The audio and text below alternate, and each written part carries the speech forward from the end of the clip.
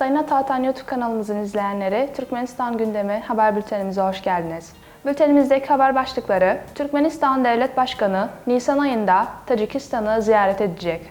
Türkmenistan ile Özbekistan arasında siyasi istişareler yapıldı ve son haberimiz, Türkmenistan'da ticaret bilgi portalı hizmet verecek.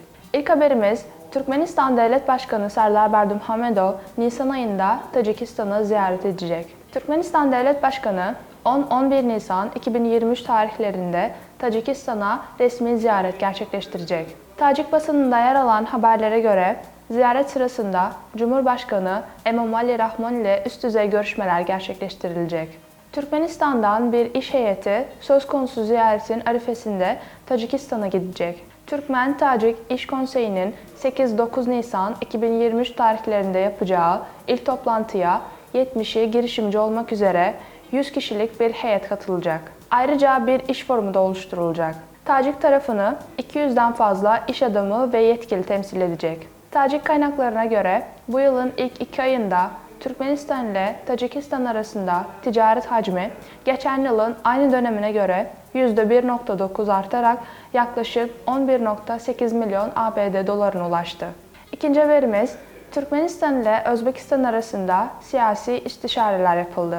Başkent Aşgabat, Türkmenistan ile Özbekistan Cumhuriyeti Dışişleri Bakanlıkları arasında siyasi istişarelere ev sahipliği yaptı. Tarafların heyetlerine Türkmenistan Dışişleri Bakanı Raşid Meredov ile Özbekistan Dışişleri Bakanı Bahtiyar Saidov başkanlık etti. İstişareler sırasında ikili işbirliğinin mevcut durumu ve beklentileri, siyasi ilişkilerin genişletilmesi ve daha önce varılan anlaşmaların uygulanması bağlamında dahil olmak üzere pratik içerikle doldurulması konuları ele alındı. Diplomatlar, ikili ilişkiler, karşılıklı ilgi alanına giren güncel uluslararası ve bölgesel sorunlar hakkında görüş alışverişinde bulunmak için düzenli siyasi istişareleri sürdürme konusunda anlaştılar.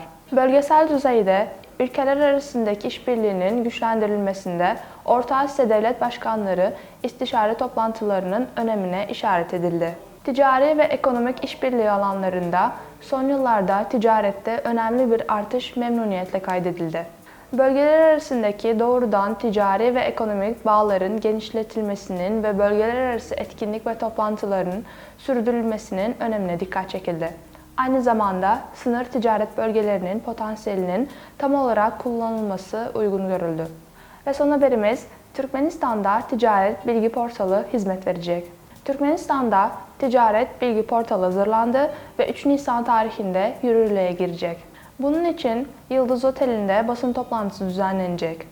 Basın toplantısına Türkmenistan Ticaret ve Dış Ekonomik İlişkiler Bakan Yardımcısı Kerim Berdikurbanov, Avrupa Birliği'nin Türkmenistan temsilcisi Diego Ruiz Alonso ve diğer yetkililer katılacak. Çevrimiçi platform, öncelikle ihracatçılar, ithalatçılar, gümrük komisyoncuları, nakliye komisyoncuları ve taşıyıcılar için faydalı olacaktır. Potansiyel yerli ve yabancı yatırımcılar, kalkınma ortakları ve uluslararası kuruluşların yanı sıra devlet yetkilileri, bilim adamları ve araştırmacılar gerekli bilgileri kendileri için bulacaktır.